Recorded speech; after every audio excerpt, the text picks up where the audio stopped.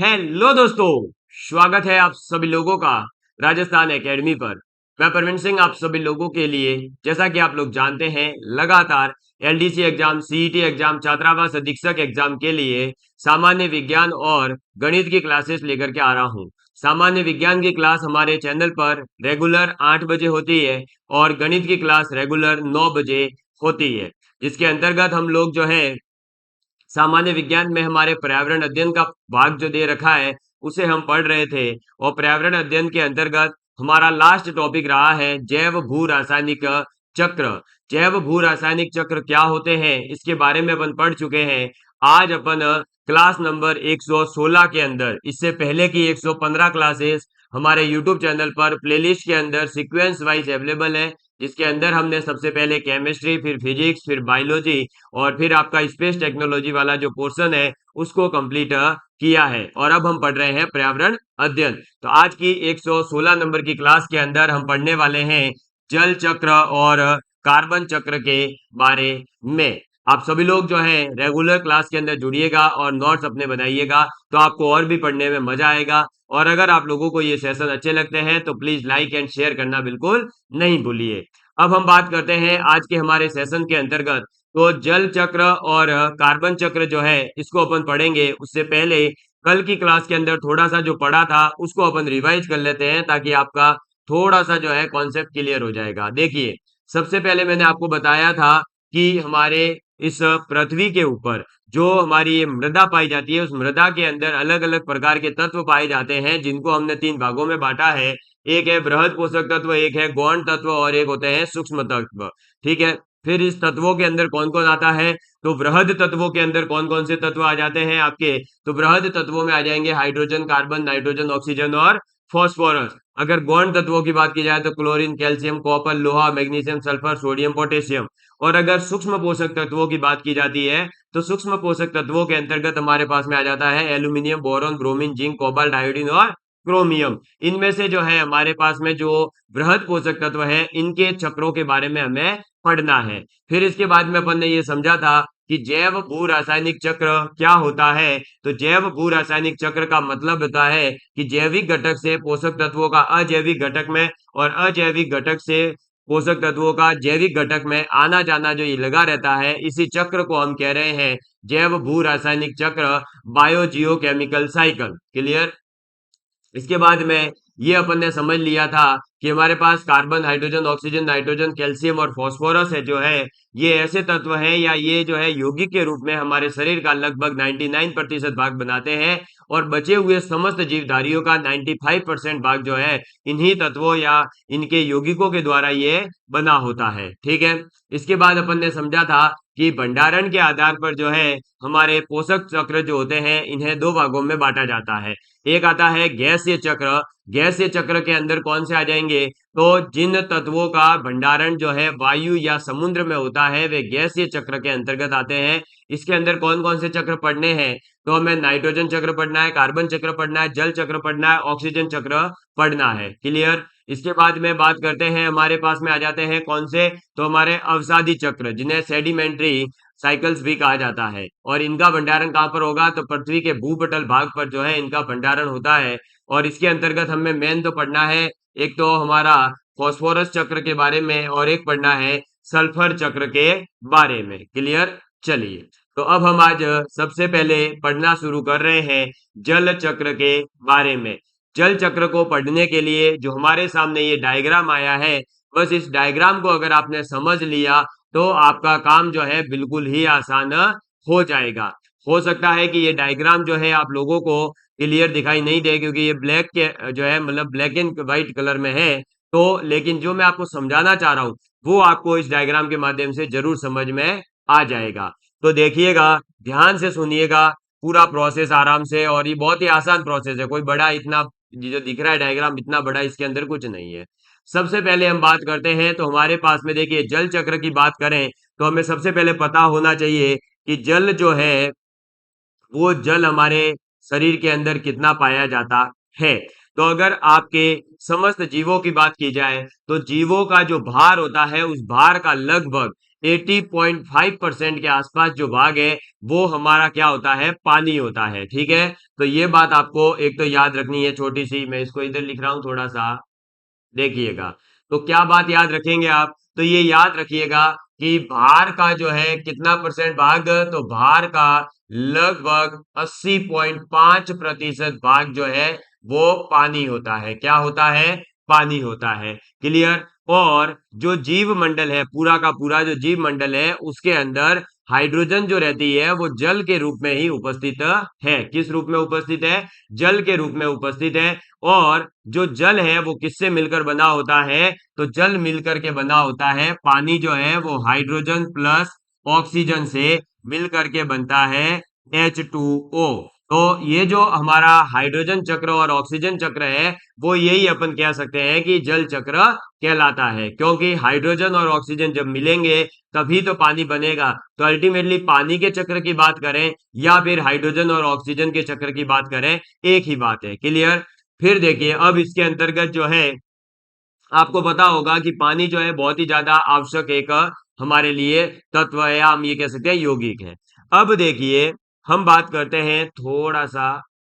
अब ये जो डायग्राम दे रखा है ये क्या है, तो आप लोगों को जो पानी दिखाई देता है वो पानी अक्सर कहां पर दिखाई देता है, तो नदी, समुद्र, झील, धारा वगैरह ये जो होते हैं वहीं पर आपको पानी दिखाई देता है सबसे ज्यादा।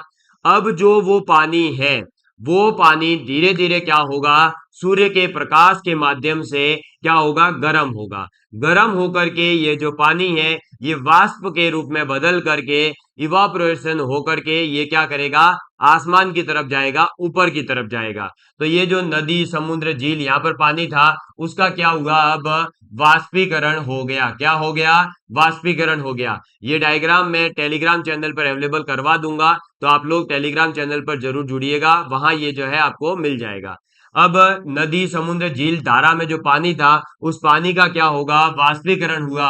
और वाष्पीकरण होकर के वो कहाँ चला गया है, ऊपर आसमान में चला गया है। अब आसमान में जाने के बाद में क्या होगा कि जो ये आपका पूरा का पूरा जो पानी है, जो भाप बन करके ऊपर गया था, वाष्प जो है वो अब ऊपर क्या जाकर के इकट्ठी होती जाएगी। जैसे जैसे भाप इकट्ठी होती जाएगी, संघनन होता रहेगा, वैसे वैसे उस भाप से क्या बनेंगे, बादल बनेंगे। क्या बनेंगे, बादल बनेंगे। ठीक है। तो आपको ये दिख गया कि नदी का जो पानी था वो भाप बन करके ऊपर गया और ये बादल के रूप में जो है कन्वर्ट हो गया है। अब ये बादल जो है जैसे जैसे ऊपर जाते जाएंगे, तो ऊपर जाने पर क्या होगा, तो ऊपर जाने पर हमें पता है कि तापमान के अंदर कमी आती है। ठीक है। और तापमान के अंदर कमी आने के कारण ये जो बादल है, तापमान में क्या आएगी, कमी। ठीक है, तापमान में कमी। रेड पेन दिख नहीं रहा होगा तो मैं यहाँ पर व्हाइट पेन यूज कर लेता हूं, है ना। तो देखिए क्या होगा, ऊपर जाने पर ताप में कमी आएगी। और जैसे ताप के अंदर कमी आई, ये जो बादल है ये बादल किस अवस्था में बदलेंगे, अब द्रव अवस्था में बदलेंगे। किस में बदलेंगे, द्रव अवस्था में बदलना शुरू हो जाएंगे। जैसे ही ये जो बादल है ये द्रव अवस्था के अंदर आएंगे, तो द्रव अवस्था में आते ही वर्षा होगी। क्या होगी, वर्षा होगी। और वर्षा होकर के ये पानी जो है वापस से कहां पर आ जाएगा, तो ये वापस से पानी जो है हमारा भूमि के ऊपर आएगा। कहाँ आएगा, भूमि के ऊपर आएगा। और भूमि के ऊपर आने पर क्या होगा कि जो भूमि के ऊपर पानी आया है, तो फिर ये धीरे धीरे धीरे पानी जो है भूमिगत होता जाएगा, यानी धीरे धीरे ये धरती के अंदर चलता जाएगा। समझ में आ गई बात। और वहीं से जो है ये पानी वापस कहाँ पहुंचेगा, तो ये धरती से ही होते हुए वापस से नदी, समुद्र, झील, धाराएं वहां पहुंच जाता है। तो आपने एक चक्र देखा कि जो समुद्र है वहां पर जो पानी था उसको सूर्य ने क्या करा, में कन्वर्ट कर दिया, यानी वाष्पीकरण की क्रिया हुई। वाष्पीकरण की क्रिया के द्वारा जो वाष्प है वो ऊपर पहुंची। ऊपर पहुंचने के बाद में संघनन की प्रक्रिया के द्वारा जो भाप है वो बादल के रूप में कन्वर्ट हो गए। किस में कन्वर्ट हो गए, बादल के रूप में कन्वर्ट हो गए। ये बादल ऊपर चलते रहे चलते रहे चलते रहे। थोड़ा सा ऊपर जाने के बाद में क्या हुआ, तापमान में कमी आई। जैसे जैसे ऊंचाई पर जाएंगे तापमान में कमी आएगी। तापमान में कमी आने के कारण ये जो हमारे पास में भाप बनी हुई थी वो संघनित हो गई थी। अब संघनित होने के बाद वो जो है भाप के रूप में ऊपर घूम रही थी। जैसे ही द्रव, अब क्या होगा, तापमान में कमी आएगी तो जो भाप है वो किस में कन्वर्ट हो जाएगी, द्रव अवस्था में वापस कन्वर्ट होगी। और द्रव अवस्था में कन्वर्ट होकर के बारिश के रूप में जो है वापस ये धरती पर आ जाता है पानी, और ये पानी का चक्र ऐसे ही चलता रहता है। सबसे ज्यादा जो पानी का मतलब बादल बनने में जो पानी जाता है वो समुद्र वगैरह यहीं से जाता है। इसके अलावा भी और प्रोसेस है, कहाँ पर होता है तो देखिए, आपने देखा होगा कि जो हमारे पास में पेड़ पौधे वगैरह लगे हुए हैं, मान लो, अब पेड़ पौधों पर क्या होगा, तो पेड़ पौधे भी तो पानी को सोखते हैं। तो वो पेड़ पौधे जो पानी को लेते हैं, फिर पानी के जो है ले लिया, अब फिर क्या होता है कि जो पेड़ पौधों पर पत्तियां लगी रहती है, उन पत्तियों के ऊपर जो है ये पानी पहुंचता है, और पत्तियों से भी क्या होता है, वाष्प उत्सर्जन होता है, और वाष्प उत्सर्जन के द्वारा वो वाष्प ऊपर जाती रहती है। समझ में आ गई बात। लेकिन सबसे ज्यादा जो वाष्पोत्सर्जन या वाष्पीकरण की क्रिया होती है वो समुद्र है, नदी है, यहाँ के पानी में होती है। क्यों?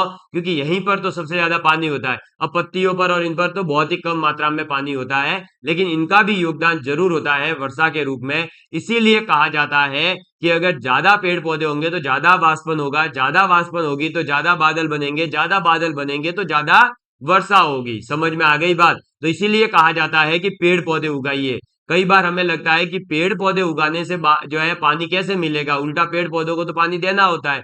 हाँ, पानी देना होता है, लेकिन वही पानी जब वाष्प बन करके ऊपर जाएगा, फिर वाष्प जो है संघनित होकर बादल बनेंगे, और बादल जो है तापमान में कमी के कारण द्रव अवस्था में कन्वर्ट होकर वापस वर्षा के रूप में हमें मिलते हैं। समझ में आ गई बात। क्लियर है। तो पेड़ पौधों का किस प्रकार से वर्षा के अंदर योगदान होता है ये भी समझ में आ गया होगा, और ये जो जल चक्र है वो कैसे चलता है ये भी आपके समझ में आ गया होगा। अब जल से संबंधित कुछ छोटे छोटे से इंपॉर्टेंट पॉइंट है, वो आप समझिएगा। सबसे पहले तो आपको पता है कि जो जैसे अगर मान लो ऊपर जो है फिर बारिश वारिश जो है मान लीजिए क्या हो गई, कम होती है, या जो है हिमालय वाला जो ठंडा भाग है वहां पर बारिश होगी तो क्या होगा, अब वहां पर बर्फ के रूप में पानी जमेगा। वही बर्फ जो है फिर धीरे धीरे क्या है, पिघल करके नदियों में आता है। ठीक है। और नदियों का पानी जो है धरातल से होते हुए वापस से कहाँ पहुंच जाता है, तो वापस से समुद्र वगैरह में पहुंचता है। और जो हमारे पास में कुल अगर जल समुद्र के अंदर कितना है, तो समुद्र के अंदर कुल जो जल पाया जाता है वो 97% पाया जाता है। इसके अलावा जो स्वच्छ जल है, जो ग्लेशियर के रूप में, नदियों के रूप में जो हम उपयोग में ले सकते हैं, वो पानी कितना है, तो वो स्वच्छ जल केवल 3% है। ठीक है। अब ये जो स्वच्छ जल है 3%, इस 3% में भी अलग अलग भाग है। कहां पर ये पाया जाता है, तो स्वच्छ जल सबसे ज्यादा हमें मिलता है हिम और ग्लेशियर में। 3% का भी कितना भाग, 75% भाग अकेला हिम और ग्लेशियर के रूप में पाया जाता है। भूमिगत जल कितना है, तो 24% है, यानी 24%। और झीलों के अंदर 0.3% पाया जाता है। और जो नदियां हैं उनके अंदर तो केवल 0.03% जल ही पाया जाता है। तो आपको ये याद रखना है कि जो कुल जल है उसमें से समुद्र में जल कितना पाया जाता है, 97%। और अगर स्वच्छ जल की बात की जाए तो वो केवल है 3%। उस स्वच्छ जल के अंदर भी सबसे ज्यादा कहाँ पर पाया जाता है, तो हिम और ग्लेशियर के अंदर कितना पाया जाता है, तो हिम और ग्लेशियर के रूप में 75% पाया जाता है।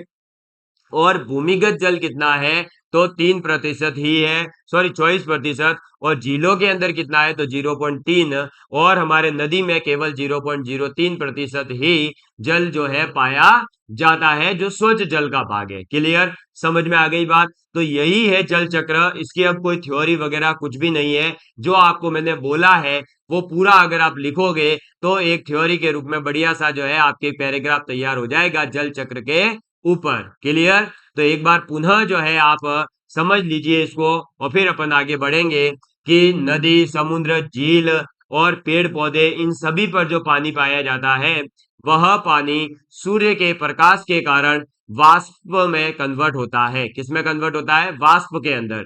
और जैसे ही ये भाप या वाष्प के रूप में कन्वर्ट होता है, फिर ये जो वाष्प है वो ऊपर पहुंचती है, और ऊपर पहुंच करके संघनित होती है। कंडेंसेशन होता है उसके अंदर। और जैसे ही संघनित होती है, संघनित होने के बाद में वो जो बादल है ऊपर जाते रहते हैं, और जैसे जैसे वो ऊपर जाते रहेंगे तो बाद में क्या होगा, ऊपर जाने पर तापमान में कमी होगी। तापमान में कमी होने के कारण ये भाप जो है द्रव अवस्था के रूप में, वर्षा के रूप में जो है वापस धरती पर ही आ जाता है, और फिर यही चक्र चलता रहता है। क्लियर? तो ये डायग्राम आपके पास जब आ जाएगा तो आपको ये पूरा प्रोसेस समझ में आ जाएगा। एक ये प्रतिशत जरूर याद रखें कि स्वच्छ जल के अंदर सबसे ज्यादा स्वच्छ जल कहाँ पाया जाता है, तो हिम और ग्लेशियर के अंदर 75%। 24% जो है वो पाया जाता है हमारा कहाँ पर, तो ये 24% पाया जाता है भूमिगत जल में, और झीलों के अंदर पाया जाता है 0.3%, और नदियों के अंदर 0.03%। ये क्वेश्चन एग्जाम के अंदर पूछा गया है। इवन यूपीएससी ने भी इस पर क्वेश्चन पूछा है, और राजस्थान के अंदर भी कई बार इस पर क्वेश्चन आ चुका है। तो आपके एग्जाम में ये क्वेश्चन आ सकता है, इसलिए इसको अच्छे से तैयार करें। तो ये है हमारा जल चक्र, जो यहाँ पर जो है कंप्लीट होता है। जल चक्र का आप स्क्रीनशॉट लेना चाहें तो ले लीजिए। इसके बाद में अपन बात करते हैं कार्बन चक्र की। चलिए अब बात करते हैं कार्बन चक्र की। क्लियर? कार्बन चक्र जो है, इसके अंदर सबसे पहले कुछ इंपॉर्टेंट पॉइंट्स है, उनको आप नोट डाउन कर लीजिए। उसके बाद में इसको भी जो है डायग्राम के माध्यम से आपको मैं समझा दूंगा। तो हेडिंग डालिए कार्बन चक्र। ठीक है? किसकी बात करेंगे? कार्बन चक्र की अपन बात करते हैं। अब कार्बन चक्र क्या कहता है, तो सबसे पहले तो आपको पता होना चाहिए कि जो जीव है, उन जीवों के अगर शुष्क भार की बात की जाए, यानी ड्राई मास की बात की जाए, तो ड्राई वेट का 49% भाग जो है वो क्या होता है, ये कार्बन ही होता है। तो सबसे पहले तो ये पॉइंट लिख लीजिए आप कि जीवों के शुष्क भार का, जीवों के शुष्क भार का, शुष्क भार का कितना प्रतिशत, तो लगभग 49%, यानी 49% जो है भाग क्या होता है, कार्बन से बना होता है। तो 49% भाग कार्बन से बना होता है। क्लियर? तो ये बात आपको याद रखनी है कि जीवों के जो शुष्क भार की अगर बात की जाए, तो शुष्क भार का 49% भाग जो है वो कार्बन से बना होता है।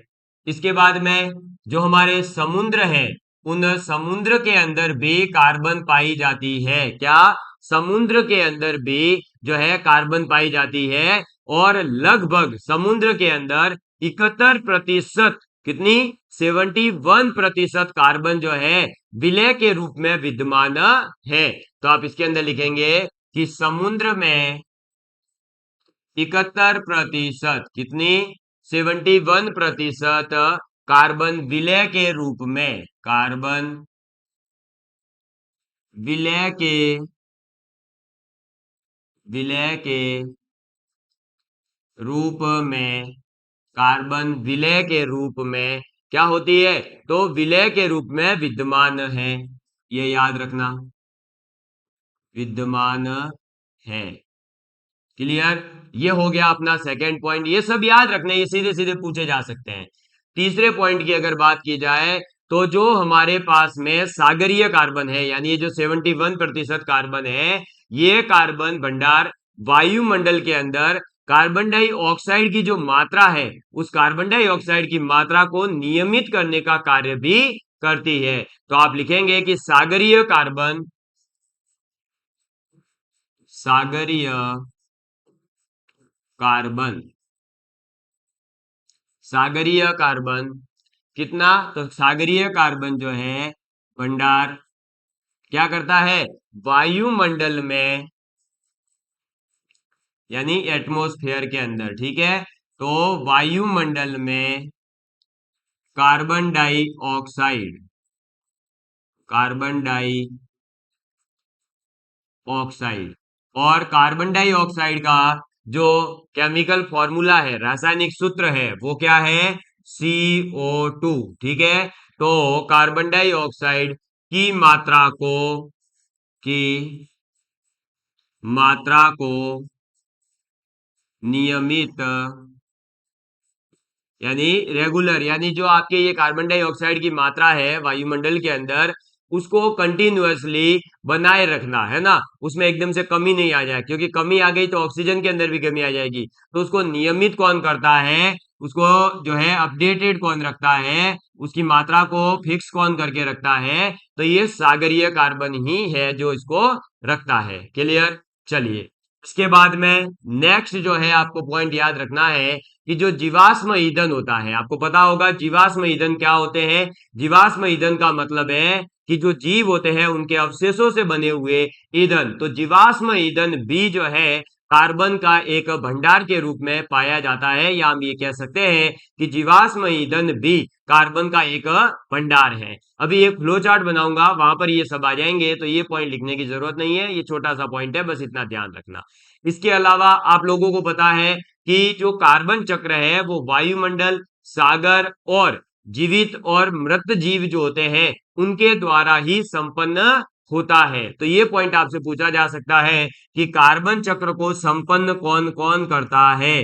तो कार्बन चक्र लिखेंगे कि कार्बन चक्र वायुमंडल, सागर, वायुमंडल, सागर तथा वायुमंडल, सागर और हमारा जीव। ठीक है भाई, जो हमारे जीव है दैनिक जीवन में, जो हम खुद हमें जिंदा है, वो सब जीव तथा तथा मृत जीवों, किसके द्वारा?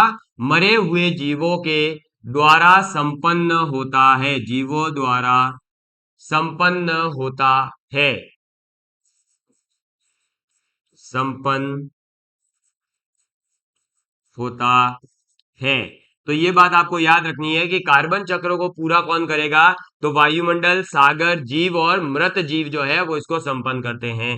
इसके बाद में नेक्स्ट पॉइंट जो है इसके अंतर्गत आपको याद रखना है, वो ये रखना है कि जो पूरा का पूरा जैव मंडल है, उस जैव मंडल के अंदर जो प्रकाश संश्लेषण की क्रिया होती है, फोटोसिंथेसाइजेशन, उस प्रकाश संश्लेषण की क्रिया के द्वारा एक वर्ष के अंदर 4 × 10⁻13, कितना? 4 × 10⁻13 किलोग्राम कार्बन का जो है स्थिरीकरण होता है। तो आप लिखेंगे कि प्रकाश संश्लेषण द्वारा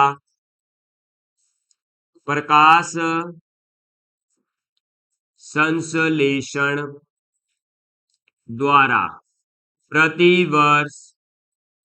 प्रकाश संश्लेषण द्वारा प्रतिवर्ष क्या होता है, तो 4 × 10⁻13 प्रतिवर्ष 4 × 10⁻13 किलोग्राम कार्बन का स्थिरीकरण होता है, कार्बन का स्थिरीकरण होता है।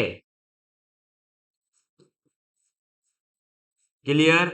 तो ये जो है आपका यहां पर होता है कंप्लीट। ये था कार्बन चक्र। अभी इसमें और भी पॉइंट है, लेकिन ये मेन पॉइंट थे जो यहाँ कंप्लीट होते हैं। इसका एक बार स्क्रीनशॉट ले लीजिए या आप इसको नोट डाउन कर लीजिए कि आपके, देखिए मैं इसको थोड़ा सा ऊपर कर लेता हूं, ये देखिएगा अब। तो क्या है, तो जीवों में शुष्क भार का 49% जो भाग है वो कार्बन का बना होता है। समुद्र के अंदर 71% कार्बन जो है वो विलय के रूप में विद्यमान है। और जो ये सागरीय कार्बन है, यही वायुमंडल के अंदर कार्बन डाइऑक्साइड की मात्रा को नियमित करती है। जीवाश्म ईंधन जो है वो भी एक कार्बन का ही भंडार है। इसके अलावा कार्बन चक्र जो है वो वायुमंडल और आपके सागर, जीवित और मृत जीवों के द्वारा ही संपन्न होता है। और प्रकाश संश्लेषण की प्रक्रिया के द्वारा प्रति वर्ष एक अनुमान के अनुसार ये बताया गया है कि 4 × 10⁻13 किलोग्राम जो है कार्बन का स्थिरीकरण होता है। आप इसका स्क्रीनशॉट ले लीजिए, फिर अपन जो है आगे बात करते हैं। ठीक है,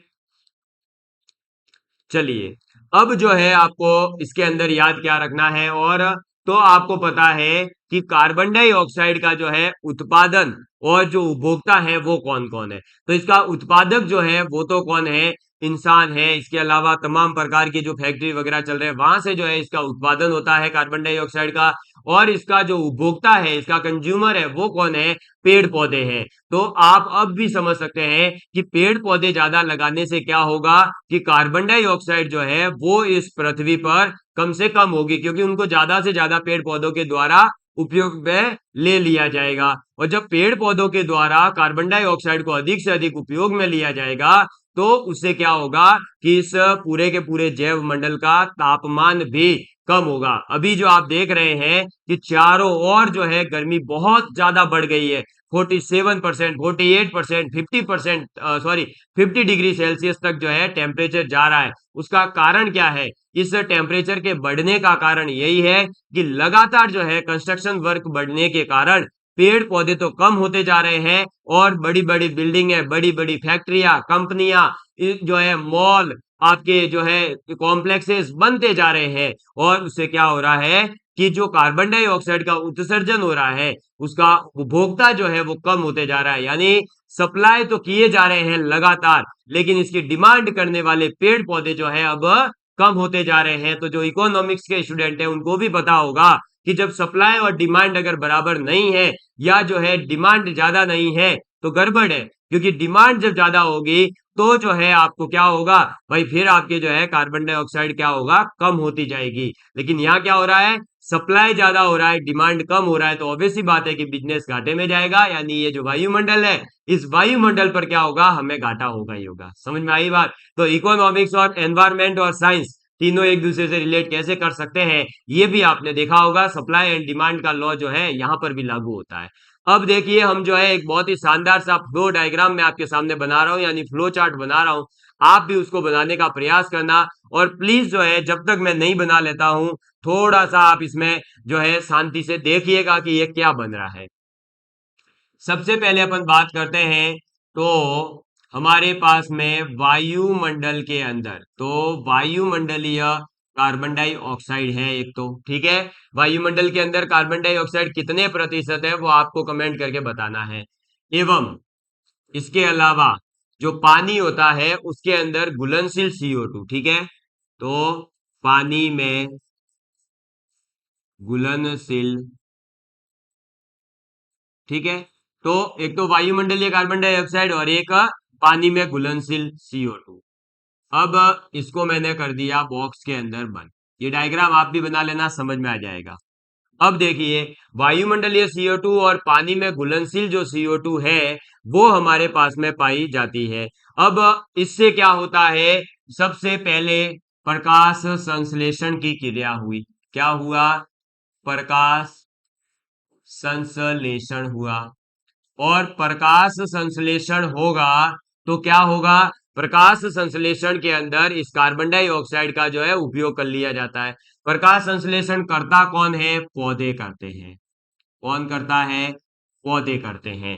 तो इसको भी जो है ब्रैकेट में बंद कर दीजिए कि पौधों ने क्या करा, प्रकाश संश्लेषण के दौरान जो है इस वायुमंडल और पानी में घुलनशील कार्बन डाइऑक्साइड को उपयोग में लिया।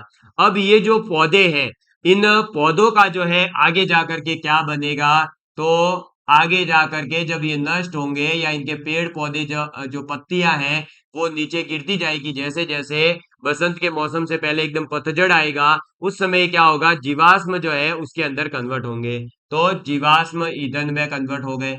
या फिर जो पेड़ पौधे आंधी तूफान में आने पर गिर जाते हैं फिर धीरे धीरे धीरे धीरे वो नष्ट हो जाते हैं और वो नष्ट होकर के जीवाश्म ईंधन बनते हैं, क्योंकि जीवों के इस अवशेष से बना हुआ ईंधन ही जीवाश्म ईंधन कहलाता है। इसके अलावा जो पौधे हैं उन पौधों को और कौन खाता है, तो ऑब्वियस सी बात है इन पौधों को खा जाएगा जानवर। कौन खा जाएगा? जानवर खा गया। ठीक है। तो या तो ये पौधे जीवाश्म ईंधन के अंदर कन्वर्ट हो जाएंगे या फिर जो है इनको कौन खा जाएगा? जानवर खा जाएगा। और जानवर जब इनको खाएगा तो जानवर ने क्या करा कि अल्टीमेटली कार्बन डाइऑक्साइड को जो है खा गया। भाई पौधे को खाया तो कार्बन डाइऑक्साइड को ही खाया एक तरह से। अब जैसे ही इसके अंदर फिर ये क्या करेगा, शोषण की क्रिया करेगा, यानी सांस को लेगा और छोड़ेगा। वह जब इसके पेट के अंदर क्या होगा, उपापचय क्रिया हो जाएगी, है ना। तो उपापचय क्रिया के दौरान फिर ये क्या करता है, तो जानवर जो है फिर क्या करता है, कार्बन डाइऑक्साइड क्या करेगा, छोड़ेगा। और वो कार्बन डाइऑक्साइड कहाँ चली जाएगी, वापस से वायुमंडल के अंदर चली जाएगी। तो एक चक्र देखो ये पूरा हो रहा है, वायुमंडल के अंदर थी, प्रकाश संश्लेषण हुआ पौधे के पास, पौधे को खा लिया जानवर ने, जानवर से किसके पास पहुंची, श्वसन और उपापचय हुआ और वापस से कार्बन डाइऑक्साइड मिली। अब जरूरी नहीं है कि जानवर जो है पौधे को ही खाए, पौधा जो है ऑक्सीजन को छोड़ेगा वो भी इसके पास में ही पहुंचेगी, तो वो अल्टीमेटली ये एक प्रोसेस पूरा हो गया। तो ये था एक कार्बन चक्र। इसके अलावा और देखो और क्या होता है, ये जो पौधा है, ये पौधा विघटित भी हो सकता है। क्या हो सकता है, विघटित भी हो सकता है। जैसे ही इसका पौधे का विघटन होगा, क्या होगा, पौधे का विघटन होगा। तो पौधे का विघटन होने पर, या हम ये कह सकते हैं कि ये जो पौधा है धीरे धीरे क्या होगा, डिकम्पोज होगा। और ये जो पौधा डिकम्पोज हो जाएगा, तो डिकम्पोज होने के बाद में इसका क्या होगा, जैविक अपघटन होगा, है ना। क्या होगा, जैविक अपघटन होगा। एक सेकेंड, है ना। इसका क्या होगा, अपघटन होगा। अब जैसे ही जैविक अपघटन होगा, तो जैविक अपघटन से क्या मिलेगा, वापस से जो है वायुमंडल के अंदर कार्बन डाइऑक्साइड मिल जाएगी। तो ये भी एक कार्बन चक्र का भाग है। क्लियर। इसके अलावा जब पौधों से मानव ने श्वसन की क्रिया करी, तब भी जो है क्या होगा, तो वापस से कार्बन डाइऑक्साइड को छोड़ेंगे और वो चली जाएगी वायुमंडल में, फिर वापस प्रकाश संश्लेषण के द्वारा पौधे के पास में पहुंचेगी। तो ये भी एक क्या है, प्रकाश संश्लेषण का ही भाई देखो भाग है। तो शोषण मानव ने करा चाहे जानवर ने करा, ये जो है क्या कहलाएगा, तो ये भी एक कार्बन चक्र कहलाएगा। इसके अलावा जब आपने ये देखो जीवाश्म ईंधन बनाया था, है ना, इसको मैं डार्क कर देता हूं। ये देखिए, अब जैसे ही ये जो जीवाश्म ईंधन थी, इस जीवाश्म ईंधन का आपने क्या कर दिया, दहन कर दिया। जीवाश्म ईंधन का क्या कर दिया, दहन कर दिया। यानी कि इस जीवाश्म ईंधन को आपने जब जलाया, जैसे आपने लकड़ी जलाई, कोई जो है आपने पॉलीथीन जला दी, इस प्रकार से। तो जीवाश्म ईंधन को जब आपने जलाया, दहन करा, तो दहन करने से भी आपको पता है क्या प्राप्त होगा, तो वापस से CO2 ही मिलेगा, और वो CO2 वापस से वायुमंडल के अंदर जाएगा। तो ये भी एक कार्बन चक्र कहलाता है। इसके बाद में जब ज्वालामुखी का उद्गार होता है, क्या होता है, ज्वालामुखी का उद्गार, ज्वालामुखी उद्गार।